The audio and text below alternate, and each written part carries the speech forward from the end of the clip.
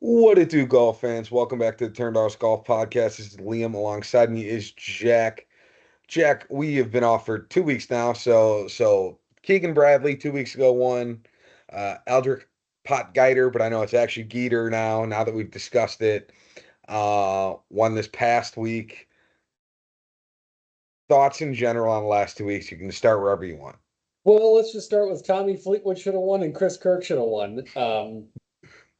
I I like Keegan Bradley. I have nothing against Keegan Bradley. The world wants Tommy Fleetwood to win, and he even mentioned it. It just got in his head. And then Chris Kirk, who usually hits a draw, pushes one 70 feet to the right. Great lag putt, and then doesn't even sniff the cup on a 3.5 footer. That was unreal. That was just awful, awful, awful golf management. And you can go back to Tommy Fleetwood. He tries to hit a nine. Like, come on. I can go Yeah. off forever. I know we're 2 weeks, so I won't really cruise through it. But in my opinion, two undeserving winners, but I'm not mad about it. I would have liked for Tommy to win. And I like Potkeeter. I've talked about him for like 8 weeks already on the podcast this year. So welcome along if you're just following the bandwagon. Yeah, I was quite okay with Keegan Bradley winning. I actually love Keegan personally. This will make it really interesting as far as he's supposed to be the captain of the Ryder Cup, but if he's gonna play in the Ryder Cup because he's been playing so well, he might not end up being captain at the end of the day. I think So he that will. I think he takes a lot of pride in it. It'll be the first playing captain in a long time, but yeah, I read somewhere, I don't know the truth behind this. This is just speculation on the wire here, that he is in conversations with Tiger Woods to take over on the captainship, and then have Zach Johnson be the assistant captain. that would make a lot of sense. Whatever, I've just heard some things, but Yeah, who knows? yeah. I mean, I think he's like third or fourth in the rankings right now for the U.S. team. So Not that high. is he not that high? Mm-mm. Maybe I'm thinking Henley. Let me pull up the live listing. I think one of Are the you two of them is thinking like are you guaranteed thinking locked in. alternates? Like third or fourth of the alternates? I don't Because think Henley so. will be up there, Spawn will be up there with players, but should Yeah. be Scotty, Xander, Spawn, probably Maybe him, I'm thinking Bryson. Henley. Maybe I'm thinking Henley. I think Ben So, Griffin's even ahead of Keegan. but Keegan is definitely with that win, it pretty cemented into the conversation of an option. So we'll see how all that kind of works out. But I think he could have just played his way into the Ryder Cup with that win. I only have guys to miss the cut and low price plays from the Travelers because obviously we didn't have a podcast last week. Sorry, I was traveling. Jack was also busy with work. Um, so notable guys to miss the cut was nobody because it was a no cut field. We did have four guys withdraw. Victor Hovland, Eric Cole, Siwoo Kim, Jordan Spieth. That was Jordan Spieth's first withdraw in like ever. Where Yeah. So that was interesting. And then some low price plays we were all over. Bud Cauley was like T25. Ben Griffin was, I think, T14. Keegan obviously won, and then Henley finished T2. Big miss being Xander Schauffele, who finished T61. Jack, real quickly, want to highlight, DraftKings, FanDuel, anybody in particular that you did well in terms of that? Yeah, DraftKings did great because I had Cantlay and Keegan and Ben Griffin and Robert McIntyre. We crushed there. I'll even just go into bets to make life easy. I did not make a FanDuel, and if I did, I didn't put it in here. I don't remember. Um, Went 3-3 and kind of a half. I had Scotty bogey free in round one, just at a plus 450. He made the worst bogey I've ever seen in my life to miss it. Down 1.2 units because apparently golfers suck. But still up a good bit on the year, so I'm feeling good. No, that's fair. To highlight my DraftKings in both FanDuel and DraftKings, I think FanDuel came out, I want to say like 5 minutes into our episode, which is why I think we threw together a lineup, but Jack doesn't have it on his. I just have it on mine because I threw it in real quick. Both lineups I have Keegan Bradley and Russell Henley. So first in T2. I also took Ben Griffin in both, finished T14. I took Noren T30, Hideki T30, and then, I took Xander, who was T61 in both. But I did pretty good, all things considered. I had five bets, three of them winners, two losers. Ben Griffin T20, Keegan over Jordan Spieth, and then Henley over Hideki were all wins. And my losses were Griffin over Harris English, and Xander Schauffele over Colin Morikawa. So overall, with the 3 wins, I'm up 1.19 units on the week. I'm now up 16.75 units on the year. Wild cards, did you already go over yours? Yeah, I went over three. I think my notes are outdated. I had Ben Griffin and Cam Young both top 10. Um, and then Scotty in the final pairing on Sunday. That did not hit. So not ideal, but Ben Griffin was 14th, so he was right there. And then Cam Young, I don't think was too far behind him, if I remember correctly. Yeah. For my wild card, I had Justin Thomas T10 plus 260. He just backdoored a T9, which we love to see. I don't think I updated this though. I am now 14 wins, 19 losses on wild cards, which is great. I'm close to about 500. I mean, if everyone's plus 200 and you're winning about half the time, you're going to win some good money as far as wild cards go. And then winners, any idea on your winners, Jack, there, or none of Well, them I matter picked because none of them Scotty won, because I thought he was going to win by 74. Turns out that which is was a fair. no. And then Hovland withdrew, and then Robert McIntyre 46 to 1. That did not hit, but he finished top 30, I guess. So Yeah, whatever. that's fair. For my winners, I had Henley, who finished T2. I was between him and Bradley, and of course, I took T2 instead of the winner. I also had Ben Griffin, who finished T14, and then I had Tom Hoagie at 60 to 1, who finished T45. So um, it is what it is. So, all right. That was the Travelers. Again, we don't have any data on Rocket Mortgage because we didn't fill out any lineups to do any bets. So, with that, we are going straight into the John Deere. This is Jack and I's basically home course as far as PGA Tour courses go. Regular. Jack's what? As far as like regular tracks come, we Yeah, live yeah, 15 yeah, minutes yeah, from yeah. Medina. Yeah. We that's true. We do know more about like Medina or one of the other ones. This is a par 70. I have it listed at 7,100 yards. We'll see what it actually plays to. This course is honestly, there's not much to know about it. It's a very standard course, but driving accuracy is going to be extremely important. It's quite middling everywhere else. You're just going to get rewarded for hitting a bunch of fairways off the tee. As far as greens go, they're at average about 55 or 5,500 feet. I didn't put any distance on there, but feet in terms of length. Um, and so they're pretty average greens, all things considered. The course is going to be quite boring. Guys are going to absolutely birdie machine this. Winner is going to be what 30 under, maybe, Jack. I mean, Not that much. I it think might it'll be probably go to 26. okay. I would have said 28 to 30, so that's fair. Beyond that, there's not too much else to know. The main things I'm going to look at is just approach play and driving accuracy. With that, Jack, let's get into some of the DFS stuff. I know that the top three guys are Jason Day, Ben Griffin, and JT Poston, respectfully. Any thoughts on this range? Sad. Yeah, Listen, I know. I mean, we grew up in Illinois and Chicagoland area. It's not a secret. And this event has always been you can look forward to Jordan Spieth making a miraculous showing, and then hope you have a guy like Jason Day be your third. Having Jason Day be your one, um, it's all right. It's not fine, but I love competitive golf. I was saying this morning I was on a work meeting. I would rather have last week where you had three guys that weren't famous, relatively. You're not Scotty Scheffler Xander competitive versus Scotty Scheffler running off for 6 shots on Friday afternoon. You're like, this tournament's done. So like I'm okay with this in a sense if it comes out that way Sunday.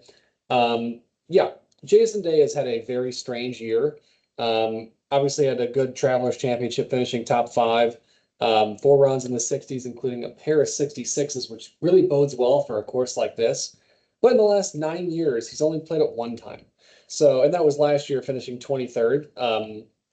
Outside of that, he's not a ton for me to look into because you have a course. He finished outside of the 100th in the PGA, 50th in Genesis, 40th in Century. And if you take a look, those are really random course conditions. But if you really take a look at the courses he's done well at, US Open, Masters, API, Amex, BMW, and more recently the Travelers, which is a little bit different, but a lot of harder tracks. What I mean by harder is like ground. This is going to be like the softest course that he's probably played all year, probably even softer than Detroit for the Travelers. So I don't know what to expect of him in terms of like a number one guy. I will say him being 10,500, if he finishes top 30, you're not losing your money here. But I do think Ben Griffin is the number one play, and I think if you're looking at value, he should have flipped with him. His worst finish basically since the Truist, which was the first week of May, is 14th. And that's, what is that? Six straight events of just dominance. 8, 1, 2, 10, 14, 13. Has really made no mistakes. His worst round in that stretch is a 74. And again, that 74 is at the US Open. So if you're coming into a place where you're just firing on all cylinders, and you take a look at what he did at the Rocket Classic last week, for Jason Day 2 weeks ago. Rocket Classic here, 4 rounds in the set or 60s, 66, 67, 69, 68. That's going to fare well here at this course. Really soft, but you also have to look at a guy, JT Poston, who has won here, and his last three starts is like 36 or 7 and 1. He's starting to struggle a little bit. Yeah. Now, this is one of those things that you take a look. I know you'll mention him probably in 15 minutes here, is like a Zach Johnson. Model wise, Zach Johnson's always dominating. He's always in your back pocket here. JT Poston, 45th at the Travelers. US Open's a different ballgame, so not worried about that. 64th at Memorial. This includes a 77, 75, 73, a 74, all throughout it. This is a course where if you're going to spend $10,000 on a guy, they need to make 4 or 5 birdies and 1 bogey minimum. Yeah. Minimum. That's not what I'm seeing from JT Poston coming into the week. Granted, he has a good course history in the last 3 years, but the 4 before that, missed cut, 65 and 64. So like you're having a little volatility here. And I mean, we're gonna get to him. There's a guy below him by what, $200? I'm picking 10 times out of 10 over. So Yeah, I agree with you on that one. I won't highlight all the same stuff, but yeah, he's Ben Griffin's the main choice in this range. He's gained across the bag in 5 of his last 6 starts. He lost around the green at the Travelers, didn't stop him from basically finishing T14 again. He also played here last year, Ben Griffin did, and finished T5. So I think he's the best option in this range. I agree, with Jack that Jason Day is an interesting one. Bear in mind he has not been at least 10,500 and the most expensive golfer since 2018 and 2019. At that point, he was the number one player in the world. During that stretch, he was there 11 different times. He had 2 finishes in those 11 times where he finished better than 30th. So there's just not a lot of upside there. I mean, even if he is the best golfer, he doesn't perform well when he is the most expensive golfer. So I think he's just not the right play. He's also lost on approach and off the tee in 3 of his last 4 starts. Then you got JT Poston. Jack's highly had the struggles. Lost with the putter in 2 of the last 3 starts. Lost on approach in 5 of the last 6. He's just a super risky option. I agree that the guy $200 below him is the better play. So I think we can both agree it's probably Ben Griffin 1, Jason Day 2, Poston 3 in terms of the top 3 there. So let's get into the 9Ks and just start it off. 9,900, Denny McCarthy down to Lucas Glover at 9,000. Talk to me about Denny. yeah, Denny is, well, usually we say he's the best putter on tour. Welcome Sam Burns to the club, which would have been fun to see him play this event. He's chasing a win. Congratulations, Sam Burns. You missed a win opportunity. Yeah. But outside of the US Open and Memorial, and I think maybe even the RBC Heritage, which he could really transfer it over, he's had a really average year for Denny, if you really break it down that way. A lot of top 25 finishes. I think his lone top 10 in like the last like couple months here. I was Genesis and PGA. But you take a look at, and again, much like JT Poston, Denny does have 2 missed cuts in his last 6 starts here. 7, 6, 6, and 34 in the 4 times he made the cut. This guy is so straight in a sense that he is not going to make a ton of errors. And the time he did was at Memorial, which is in no way, shape, or form comparison here. And if you take a look at what he did at the Travelers, 69 and 64 and 68 in 3 of his 4 rounds, that's going to do you really good here. And I think the conditions, if it's not about what he does on the green, it's about what he does to get there, which is, again, very simplified way of saying it. I know it's a weird way of putting it, but I think if it's he's a little overpriced, if you ask me, even though I think he's going to do better than JT Poston. Um, you have to have a guy in this event that's done really well coming into a lot of the weeks. And I just think his metrics have been very mediocre, but he's been able to capitalize on a lot of those makes. So he's actually not even my number one guy here. The number one guy I actually have coming into this field or this range is actually Chris Goddard. And I fought Chris Goddard for a little bit, not literally, but just on like he missed the cut at RBC, or maybe that was the time I think I said RBC don't take him, and then he came out with a great showing in the US Open. Outside of the RBC Canadian, 23, 28, 13, 15, 12, 18, cut 18 in his last whatever amount of starts. He's one of the best players off the tee statistically in the game right now. And if you take a look, the biggest X factor for him has been like he lost 31% accuracy in Mexico, but has gained in a handful of events since then. So he's done really, really well. And his around the green plays look really good. And in mitigating those putter misses, he's actually been relatively closer to tour average, which I really like. So if he's coming in and dominating these respectfully lower level events, Yeah. Corrales, Zurich, whatever, Myrtle Beach, RBC Canadian's not even the biggest one here. He's finishing top, 20 in most of them. I like that. I'll take that all day, every day. Yeah, he's an interesting option. I agree. I think I like Denny a little bit more just based on the fact that the putter is more consistent. I know Denny's going to be a zero hitter when it comes to off the tee, but mostly that's due to distance. With Chris Goddard, you do have the concerns that the accuracy could still get weary with him. I also like Michael Thor Bjornsson. He gained across the board at Rocket Mortgage, finished T4. He really figured out how to hit his driver straight, which is great, obviously, for this week. He also just started working with Colin Morikawa's old caddy. Which one? Uh, well, I know. I think the last one, not the last one, but anyways, he's figured a lot of it out. I think he could be very dangerous in this field, especially considering did he win here last year, right? It was him and Clanton, I want to say that fought for the win. I think he won it. But I think Michael Thorbjornsen could be a very interesting play this week. I'll highlight Lucas Glover. Don't look at his recent form because, in all honesty, with Lucas Glover, you need to just kind of play a little bit of a mindset game. You want to look at courses that are shorter in distance that fit his mold, with accuracy being the key over distance. Obviously, Deere Run is going to be one of the prime examples. He'll play out of the fairway. He wants to try and kind of bomb the golf ball. He's also gained with the putter here in each of his last five starts. I think he's a solid option, especially at 9,000 exactly. So, yeah. Anybody else here, Jack? Or are we 8K? Let's do AK, buddy. All right. Chris Kirk at 8,900 down to Ricky Fowler at 8,000. Well, I will say right off the bat, I love Kevin Yu, and I know that's not a statement that gets said very often around a lot of golf podcasts, but Kevin Yu is one of the guys that I think is really, really sneaky. 20-6 in his two starts here. 25 at Travelers, third at RBC Canadian, fourth at Myrtle Beach. But let me tell you some stats that you may not know. He ranks, what is it, like sixth and or eighth in total driving across the entire PGA Tour, sixth off the tee.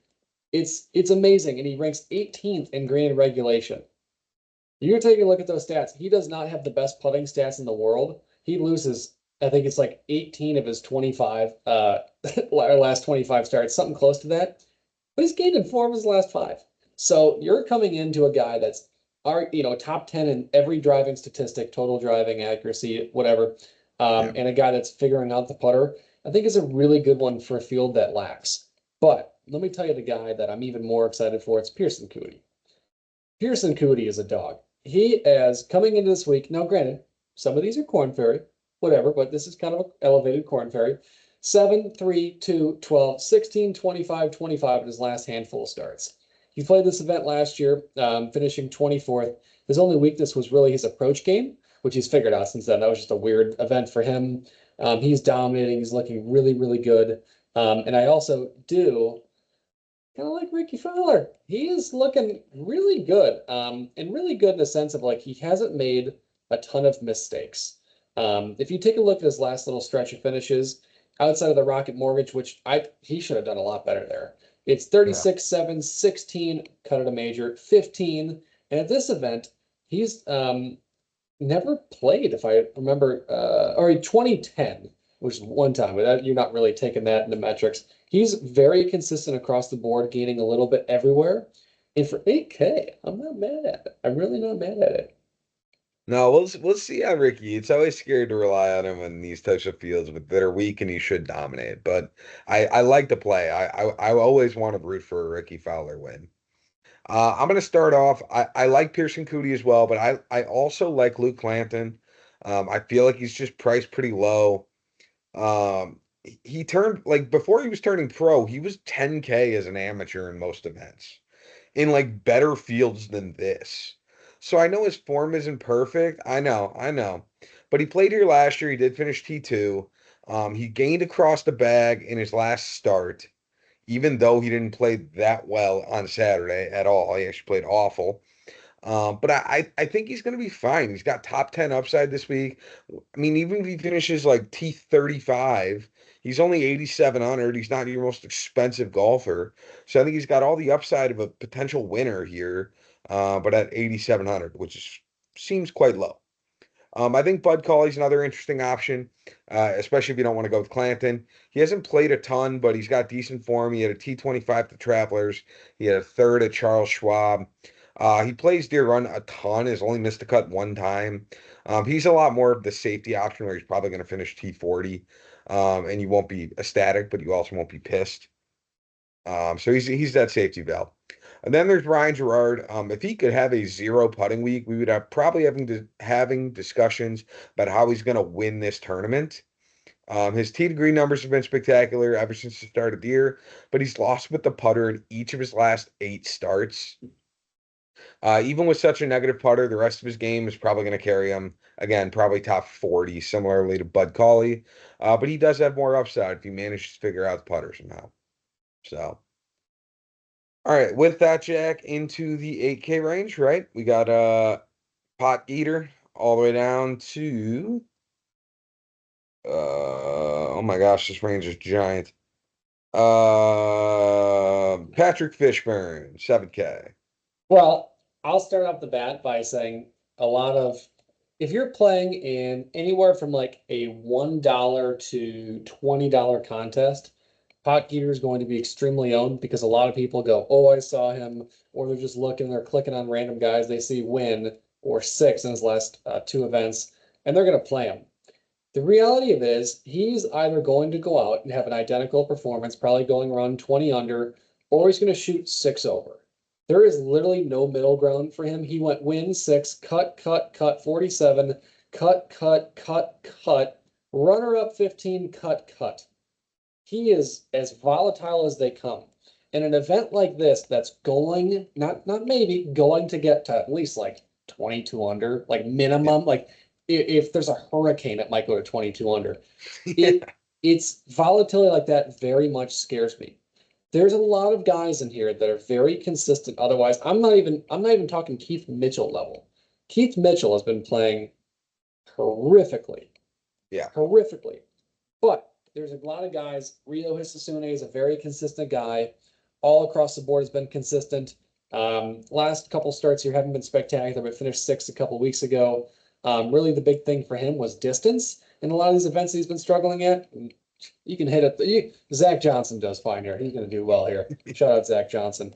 I also like Rico Hoey, not just for the name, but outside of missing the cut here at the Classic, he's done really well over the course of his off the tee game. He lost 3.49 strokes with the putter, just the putter alone, which is one of the worst I've ever seen in my entire life. And that's not the worst performance he's ever had with a putter in this year. But this is going to be a incredibly soft green. I envision him being able to come out, and if he's putting it off the tee the way he should, he can get those irons going. I think he's going to mitigate the putter. But I think you also have to look at Jackson Suver. Jackson Suver is one of those guys that it's flat 7K that I think is being very overlooked. Yes, he did miss four of his last six cuts, but we're not really going to look at that. Rocket Mortgage, he finished sixth, 18th at the RBC Canadian Open. Strokes gained off the tee has never been his strength, but he's looking really good with the putter lately after struggling in a really big gap. I think this is going to be an event where he can really take his Corn Ferry experience, really build up. I mean, he's been playing in a lot of big events. He's played, Cognizant, Honda, Valspar, Texas Children, Valero, CJ Cup. He's at Charles Schwab. Like, these are big events. He's at Sony. He's playing in John Deere Classic, respectfully. I love the John Deere Classic. I think he's got a legit shot to outshine some people. Yeah, I have Oh, one highlights. more. Oh, go ahead, but I have one more. No, I have highlight. I like Suber as well. He gained across the board at the Rocket Mortgage as far as strokes gain metrics. So especially low 7K range, not a lot of great options. He's probably the first choice I'd go to. Well, I'll even add one more if you're still looking at Tristan Lawrence, the guy that surpassed everybody in the U.S. Open. Going back to Europe, well, I mean, listen, if you look at his history before, like the Sudan Open, cut, 54, cut, 59, cut. So he is just a volatile golfer, but his last four starts, 8, 12, cut at the KLM Open, which is European, and then fourth. So, like, you're taking a guy that's got three top 12s in his last four starts coming into an event like this. He's a dang good, accurate player. His ball striking is unreal. He's 7,300. If he makes the cut, I'm riding happy. So I'm feeling good about that.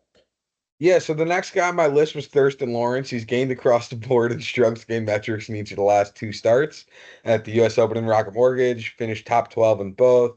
He's also gained 16 strokes gained ball striking in each across his last four starts. So he is probably another great option if you don't want to go to Super this week.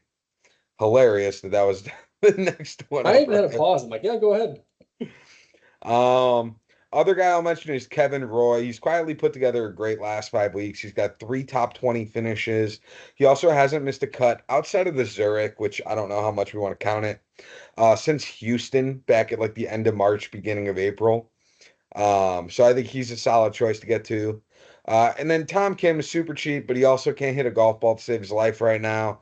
He's a better golfer than this. He's playing so poorly. The only saving grace is that his driving distance hurt him for so long. Is he going to basically be able to keep the driver in the bag here? I don't think so, but if you're trying to be fancy and different, you could try going to him. I still don't recommend it, but if you're trying to get ahead of the curve, I get it. Tom Kim in a weak field in a short course, fair play. So, all right. Beyond that, anybody else's stuff, Gary? Are we going on to the six? Let's No? do All it. right. Garrett Higo at 6,900 down to what Corn Ferry Tour player do I want to talk about? Rough. Brandon Matthews is in the field. Shout out to the distance man himself. Oh, Ashton Rough. Kisner's in here too.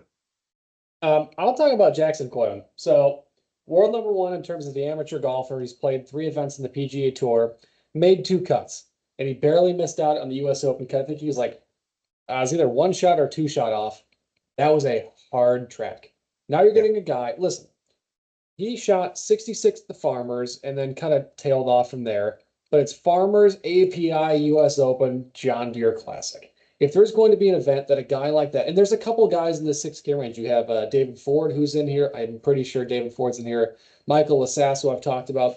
You have three guys that are, three of the top 15 collegiate, semi-pro, like these guys are dogs. So like you have an opportunity to really dive into one. One for me is Jackson Koivan. I think he's going to be the best one out of the group this week, but you have an opportunity to really kind of get ahead. If you're playing with your buddies and you're doing like $5 a guy, people are like, how the heck?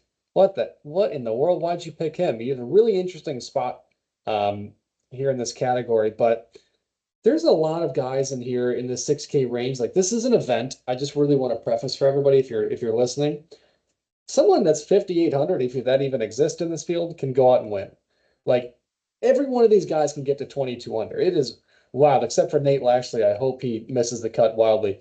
But outside of him, like this field is just full of dogs if you really think about it. So, like we can say so much. Like Frankie Sappin is in here. Frankie Sappin was, Michael Lasasso a year ago. Yeah. So Yeah. there's so many good guys in here.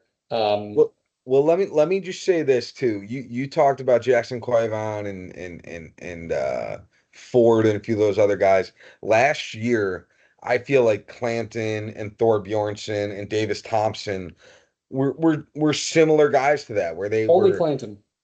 well, regardless, some of those guys were bigger names as far as amateurs who were going into weak fields at the John Deere, who were like, "Hey, let's see what we can get out of them." So you might take a chance and get the same thing out of one of those three guys this year. So I agree. I think Koivin's probably the best play there. I'll mention Chris Ventura. He just makes a lot of cuts. It's not flashy. It's not pretty.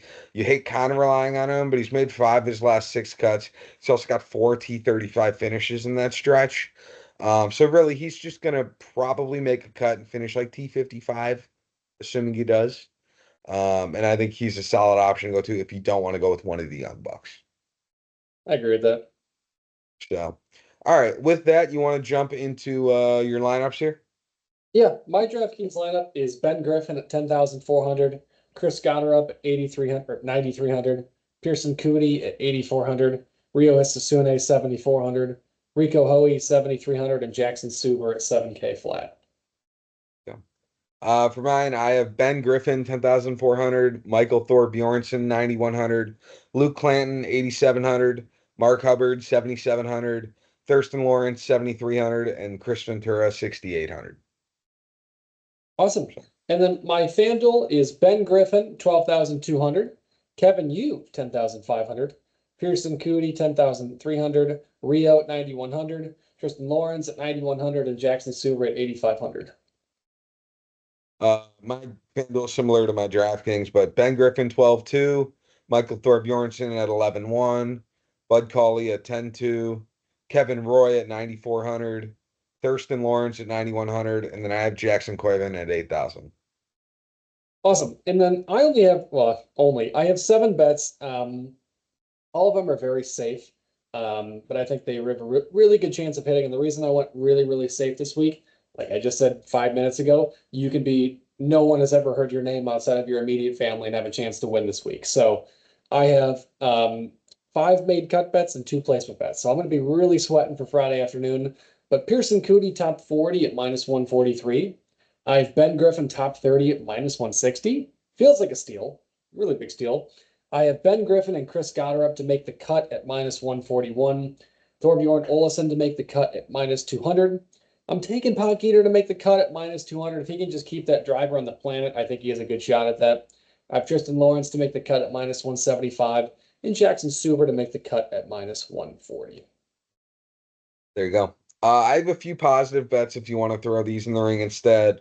One that's probably a lot riskier than I even should be doing, but I'm doing it anyways. Um, Starting off safe or relatively safe, I have Steven Yeager over Jeremy Paul and Thomas Rosenmiller. That's plus 100. I have Michael Thorbjornsen over Chris Gotterup. I'm very high on Thorbjornsen this week. That's plus 100. Luke Clanton over Davis Thompson is plus 100. And then Davis Thompson to finish 39th or worse is minus 120. My big hitter is I have Ben Griffin top 20 in round one at plus 210. So you could arguably make that a wild card pick. I have that as one of my normal bets, though. So I feel pretty confident on that one. Speaking of wild card picks, Jack, what do you got?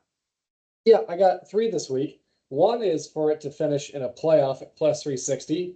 I think with the lack of big hitters in this event, respectfully, I think there's a really plus 360 is ridiculous in terms of what the competition level is for here. Like this should be closer to plus 180. If you're really asking me, and if you're giving me double that odds, theoretically made up odds in my head, I'm gonna take a shot at that. I think that's really crazy. I also have Jackson Super top 20 at plus 400 and Tristan Lawrence top 20 at plus 350. I think if either of those guys, I mean, listen, if any one of those hit, I'm treating myself to Benny Hanna. So I think I'm pretty happy with those, honestly.